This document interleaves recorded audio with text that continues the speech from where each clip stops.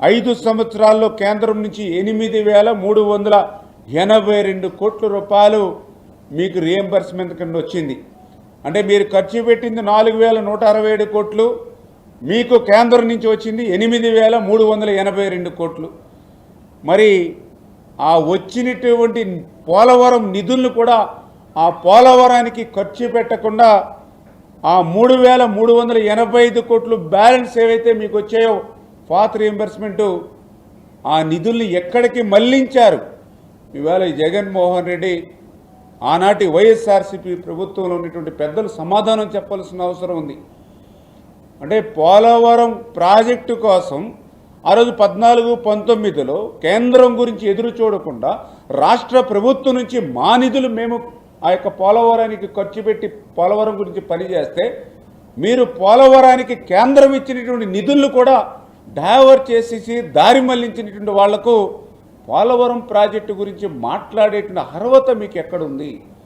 Polavaram project పూర్తి చేయడం మీద మీకు చిత్తశుద్ధి ఎక్కడుంది? ఈవేళ ప్రశ్నిస్తున్నాం. ఈవేళ స్ట్రైట్గా ఈవేళ పోలవరం ప్రాజెక్టు నిధుల్ని మీరు డైవర్ట్ చేయడం అని అంటే, పోలవరం ప్రాజెక్టు నిధుల్ని మీరు దారి మళ్లించడం అని అంటే, ఈవేళ అందరికీ అన్నం పెట్టేటువంటి అన్నదాత వాడికి మరి సాగునీరు అందించడంలో వైఫల్యం కానీ, మరి ఏదైతే దాహార్తిని తీర్చడానికి గుక్కడి మంచినీళ్లు అందించేటువంటి ఆ యొక్క పోలవరం ప్రాజెక్టు నిధులను కూడా మీరు దారి మళ్లించినటువంటి మీకు ఆ ప్రాజెక్టు మీద మాట్లాడేటువంటి నైతిక అర్హత లేదు అనే విషయాన్ని మరొక్కసారి మీ ద్వారా అందరికీ కూడా తెలియజేసుకుంటూ,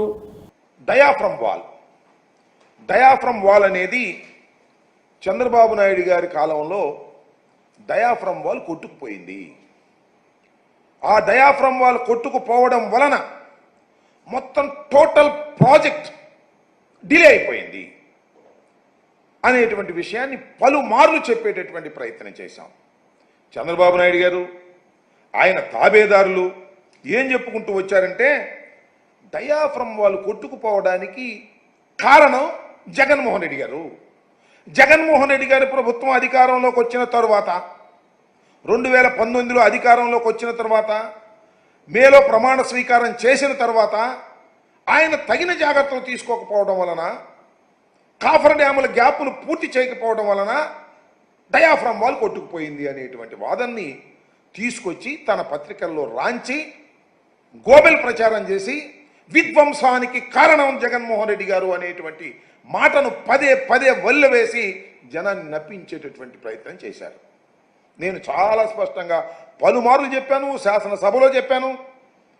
చంద్రబాబు నాయుడు గారు అవగాహన రాహిత్యం వలన, తొందరపాటు తనం వలన, వ్యూహాత్మక తప్పిదం వలన డయాఫ్రమ్ వాల్ కొట్టుకుపోవటమే కాకుండా ప్రాజెక్టు చాలా డిలే అయిపోయింది, ఖర్చు కూడా పెరిగిపోయింది అనేటువంటి విషయాలను చాలా స్పష్టంగా చెప్పేటటువంటి ప్రయత్నం చేశాం. ఈ రెండు వాదనలు జరుగుతూ ఉన్నాయి. వాళ్ళ వాదన వాళ్ళు వినిపిస్తున్నారు, మా వాదన మేము వినిపిస్తున్నాం. దీనికి ఎవరు కారణం అనేది కాస్త లోతుగా ఆలోచించే కామన్ సెన్స్ ఉన్నటువంటి వ్యక్తులకి చాలా క్లియర్గా అర్థమైపోయినా బుకాయించేటటువంటి ప్రయత్నం చేస్తూ వచ్చారు. ఇవాళ నేను ప్రత్యేకంగా చెప్పదలుచుకున్నటువంటి అంశం ఏమిటయ్యా అంటే, ఈ పోలవరం ఇరిగేషన్ ప్రాజెక్టు మీద ఈ డిలే అవడం మీద, లేదు ఈ డయాఫ్రమ్ వాల్ దెబ్బతినిపోయిన తర్వాత ఆ డయాఫ్రమ్ వాల్ ఎంత మేరకు దెబ్బతిన్నది, దాన్ని ఏ విధంగా దాన్ని సరిచేయాలి అనే దాని మీద చర్చోపచర్చలు జరిగాయి. సిడబ్ల్యూసి, రాష్ట్ర ప్రభుత్వం, పీపీఏ అన్నీ కూడా మాట్లాడుకొని అసలు డయాఫ్రమ్ వాల్ ఏ మేరకు దెబ్బతిన్నది అనేటువంటి ఉద్దేశంతో ఎన్హెచ్పిసి వాళ్ళ చేత, మన భారతదేశంలో కాస్త ఎక్స్పర్ట్స్గా ఉన్నటువంటి NHPC, national hydro power corporation వాళ్ళ చేత మా టైంలోనే దాన్ని ఎగ్జామిన్ చేసి అది 485 మీటర్ల మేర దెబ్బతినిపోయింది అనేటువంటి ఒక కంక్లూషన్కి రావడం జరిగింది. ఈ దెబ్బతినిపోయినటువంటి ఈ డయాఫ్రమ్ వాల్ని రిపేర్ చేయాలా, లేక ప్యారలల్గా మరొక డయాఫ్రమ్ వాల్ వెయ్యాలా అనే దాని మీద, సరే మేమైతే యాజ్ ఎ లేమెన్గా లేదా కాస్త తెలిసిన వాళ్ళలాగా better to form a new diaphragm wall parallel అని మేము అనుకున్నాం.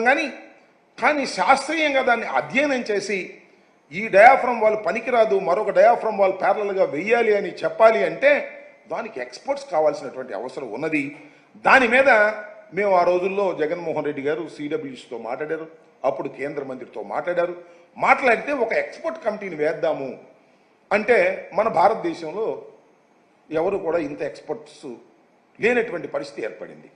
వెతికారు ఇక లాభం లేదని అంతర్జాతీయంగా ఉన్నటువంటి ఎక్స్పర్ట్స్ని ఒక ప్యానల్గా తయారు చేసి వాళ్ళ చేత పోలవరం ప్రాజెక్టును విజిట్ చేసి దీన్ని త్వరితగతిన పూర్తి చేసే కార్యక్రమం చేయాలి అనేటువంటి ఉద్దేశంతో కేంద్ర ప్రభుత్వం ఆ రోజున ఎక్స్పర్ట్ ప్యానల్ని ఒకదాన్ని టెండర్స్ పిలిచి కాన్ఫర్ చేసి దాన్ని ఫైనలైజ్ చేశారు. దానిలో 4 ఎక్స్పర్ట్స్ ఉన్నారు. వాళ్ళు సామాన్యులు కాదు. 2 కెనడాకు సంబంధించిన వాళ్ళు, 2 అమెరికాకు సంబంధించిన వారు. ఈ 4 కూడా సరే మా ప్రభుత్వం దిగిపోయిన తర్వాత చంద్రబాబు నాయుడు గారు అధికారంలోకి వచ్చిన తర్వాత ఈ 4 కూడా పోలవరం వచ్చి విజిట్ చేసి ప్రాథమికమైనది ఒక రిపోర్ట్ని ఇచ్చారు మొన్న 7వ తారీఖున.